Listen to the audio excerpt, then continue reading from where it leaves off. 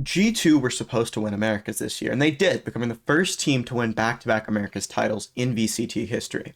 But the way they did it came with a lot of question marks. They almost lost to 100 Thieves. They almost lost to EG. They did lose to Sentinels in the first match.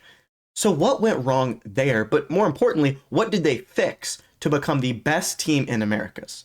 Now, I know there are a lot of questions about the Waylay as well. Personally, I hope they move off of it. Jog had, I believe, 9 first deaths this series, which is not sustainable if you want to win an international competition. But let's take a look at this map, see why Waylay might not be the best pick, and how Sentinels got shut up by G2. I'd appreciate it if you could give me a subscription. It would mean a ton to me. I work on this a ton. It's completely free. Let's get into the video. Now, G2 won pistol in the round after that, but they need to start winning some buy rounds. So what they do, and this Vice Wall, by the way, from Sentinels is so impactful up mid. You almost have to break it to create any sort of actual mid pressure and force a re-clear out from Sentinels. As you can see, the drone comes out, and then Jogamo is going to go ahead, uses E to trip the wall and come back. I know I made a mistake about that in an earlier video. So yes, he does trip the wall. It's going to go down here. But what that does on the side of Sentinels is mean that they need to respect the fact that G2 could have someone up mid, right? Anywhere in here where Zelsis isn't looking, there could be a G2 player waiting to strike. So you have to respect that once the wall goes down. G2 are acting like they're going to go over A. They end up actually deciding to go pivot back towards B. Leaf is about to make a great play here in a second, so we'll wait on that. But again, there is still the threat, and that's why you have Narrate in spawn here, trying to check mid, like deeper mid, but also the fact someone could have been up in there. Narrate gets headshot through the wall here, which was kind of crazy, but Zelsis in this position needs to go huge. He's a side anchor with Zekken, but Zekken's also towards B main, and this is a massively high IQ play here. Watch what Leaf does. You're going to see this in a second. He popped Thorns. You'll see it in the replay. He threw Thorns down once he realized Zekken was there, and then popped them because he knew Zekken would dash back after trying to fight the rest of G2. It throws Zekken off, getting Leaf the kill, making it a 4v5. This ult pushes Jogamo kind of back into Narrate, so Narrate's own ult kills him. Zelsis promotes the Sim bundle, Narrate promotes the Teo salvos, and then 3v3, Zelsis, again, he's trying his best, not going to be able to get that done. Bang and John both now have to do something crazy in the retake. Now, I honestly agree with the decision here that they make to push not letting them get into a 3v2 retake, because Leaf is so low. I really feel like if you push this, you try and just get him dead, make it a 2v2, you have a lot better of a chance than if when it's in a retake scenario and they're able to get crossfire set up, play off of each other. I actually like the call, even though it didn't work out. 3-3, G2 now tied up with Sentinels. First off, this stat is absolutely insane.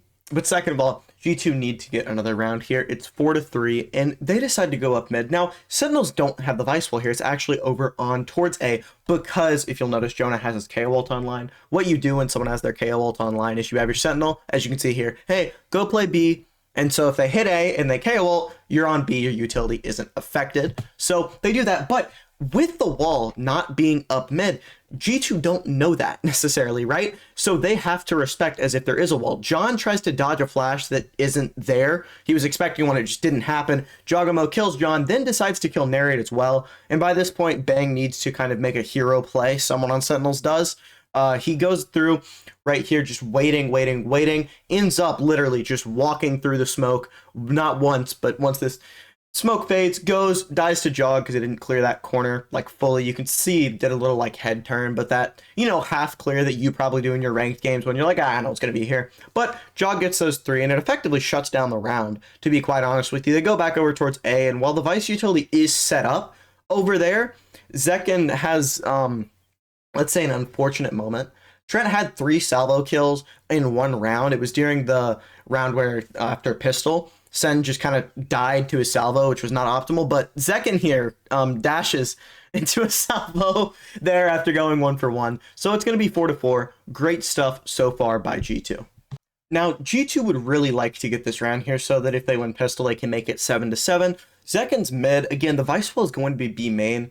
G2 kept just kind of faking it out, like drawing it out and then coming back. So Sen to go ahead and move it. G2 still have to respect the fact that it could be up mid, but it isn't. Now Zekken gets droned out here. Jog kills him while he's full blind. 4v5 scenario within the first 20 seconds. You're almost always going to take that. But look what not having that wall does.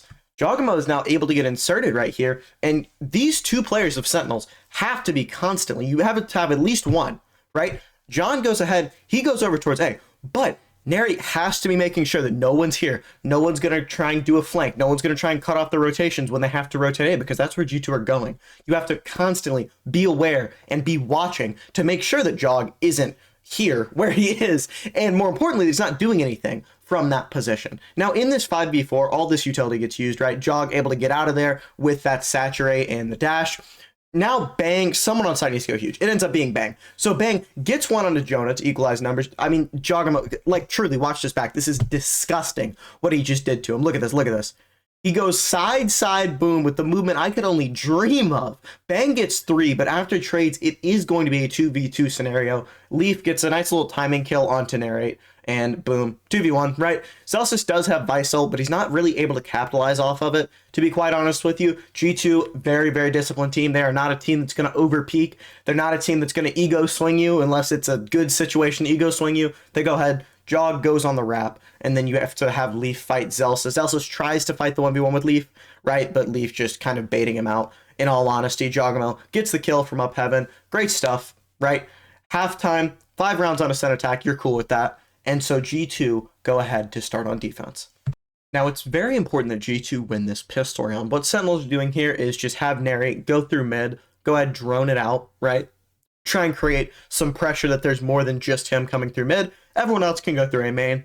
As you see here, Narrate goes ahead, drones, yada, yada, yada, sees the KO, but he's stuck in this position. Even though there's this mid smoke, it quickly fades. He doesn't feel comfortable really moving out, right? And when this drone comes out to re-clear from G2, I don't know if he sees him here or on the original ping, but it doesn't really matter because they just wait, and then they all converge on him. Look at this. Everyone coming in. He's blinded, but most importantly, he's salvoed. So even though Jogamo dies here, he's quickly traded out by Trent's salvo, making it a 4v4. Now, Sentinels, even though Leaf is on his flank, I don't know how Bang was aware of this, by the way. Maybe he caught a glimpse or something on the minimap. I don't know. He just randomly turned around. I don't know why or how, but you know that he sees him. And because you can see there's a ping right there by Sentinels, you know he sees them. So once Leaf dies, though, Sen go, okay, what did G2 expect us to do? G2 expect us to rotate back towards B. But that's not what we're going to do. They're going to know that. As you can see, G2, they already have 2 players going over towards B. We're actually going to fake like we go B and go back A. And it's a nice plan. I think it would have worked out if there wasn't such little time on the clock. As you can see here, even with the 2 people B, and they're being held here, right? Like, they are fully convinced, hey, the execute's coming B. Valen is here as almost just a last resort. Hey, they're not coming here, but in case they do, Valen, go here. But that in case is reality right now. He gets the one onto Zekken, and now 20 seconds left. The spike is being stalled out with that paranoia. 15, 14, 13, you have to do something, but they can't get Valen away from here. John dies main, and at this point, it's probably over. And you can see Jonah's rotating over, but there are 8 seconds on the clock. It is highly unlikely they're going to be able to go get the bomb, walk over to A because Bang doesn't have a TP, and then plant without these 2 G2 players doing something about it. And as you can see, Jonah is told, hey, just chill back here. And they go ahead, win on time. He starts backing up right there. Very good stuff there from G2. I actually like the idea from Sentinels of staying A, doing the opposite of what G2 would expect, but there wasn't really a great execution to that plan. It's 9-9 here. This round is huge, not only for momentum, but for the economy for both teams. It's not especially great on Sentinels, but G2's is especially weak. They're buying a stinger here, in fact. But G2 have a little play here. They're going to go ahead. They're going to flash whoever's holding A main, flash whoever's holding this space. The issue is that it's Bang, and Bang with the Phantom is very good. As you can see, he was on a really good off angle to get that first kill, able to get the second while full blind, and then this immediately causes Sentinels to want to go towards A. But they leave Zekken here. And what this does is it makes him vulnerable to giving up a pick, right? He actually just dies here to Leaf. He's not with the pack. This Teo ult is round winning, by the way. And he did literally everything about this ult is perfection. There's no space to hide. You can't run out of it this way. It basically says you can either die to this Teo ult or you can come into my crosshair. And obviously Sen players choose to come into the crosshair there. Boom. With that kill, then Bang tried to TP, but even he dies because of that stinger that was online. So suddenly, you had a 5v3, now it's a 2v3. Zelsis pops his ult, but it's almost completely negated by Jog's ult. Obviously, Zelsis can't go through that. So then Narrate, now he's mid. It looks like they still want to do an A crunch here and have both of them here and fight this. But once Zelsis dies, the call for Narrate seemed to be, okay, go ahead. I don't really want to go A, and he sees his salvo, and he kind of just backs off a little bit, not wanting to be stalled out further. He goes towards B where Leaf is. He ends up actually, I think the call, and again, I can't 100% first start and say this was the call, but I think the call did end up being just damage their economy. Don't go for the round, because as I said, Sen's economy isn't great, but it's also not terrible. Everyone's going to be able to buy at least a little bit, and I think right here, the call kind of becomes, okay, just kill them, right? He goes out and then starts being a lot more aggressive. Go kill them. Go damage the economy. Gets 1, gets 2. Overall, good economy damage, but you really wish you could have won that round, especially when you got a 5v3 gifted to you. They'll call a timeout before this round. They won the round before this, but now you are 1 loss away from losing, right? So everything is doubly as important as normal. Every misplay could be your last play of stage 1 here. So Sentinels, with this wall up mid, they say, okay, Zelsis, go trip that, right? And he does eventually. There were some difficulties, to be sure, with tripping this wall, but he does eventually manage to get it out. This Vice Wall is something G2 play a lot, by the way, just to contain any B main aggression, right? Leaf is sometimes over there to do, but Sentinels kind of copied that strat as well, just putting it there and making sure that no one is coming out of B main. It works well against G2 there, because now they know no one's there. And again, Zelsis tries to trip the wall, fails twice, but third time is the charm, able to get it out. Then Sen go ahead and go for an A hit. Now they're able to get the site quite easily. They're a bit worried, obviously, about these two ults, right? Jog and Trent's ults on the side of G2, and they're going to come into play a little bit later on this retake. But once Sentinels get the site, they go ahead, they back off, and they play over here. And the reason is those two ults, and you'll see why, actually, because Zekken is the only one left onto the site here, and these two ults come out. You have two options with how you want to play these. You can either use them on top of each other so that anyone hit by Jogs will die to Trents because they're so slow they can't get out of the tail, or you can use them like G2 do in two kind of separate lines to where now all of these players are hindered. All of them. And what this means is they're not going to be able to quickly respond on the bomb. When the bomb gets tapped, they're not able to do that much. Now, John, again, this is another 5v3 scenario. John got a kill, Zekken got a kill, but Zekken quickly dies to Balance. And look at this, all these players are so slow, but these salvos are genius. The slowness is just running out, but look at all the chip damage these players are going to take. Bang, takes 2 ticks. He's 1 HP now. So the strat here for G2 is just, hey, Valen, stick the bomb. Trent, can you work some of your clutch magic? Kill Zelsis, gets another kill with smoke spam, and now Narrate, the freaky white boy, unable to be freaky enough to win this game.